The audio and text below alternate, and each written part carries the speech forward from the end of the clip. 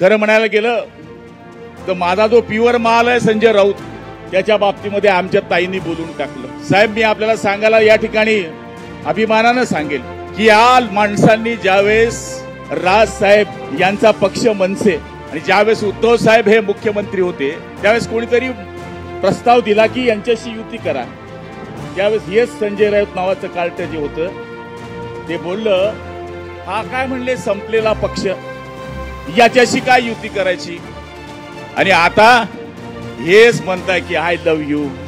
मनसेला म्हणतं माझ्या जवळ या, भावानी भावापाशी आलं पाहिजे.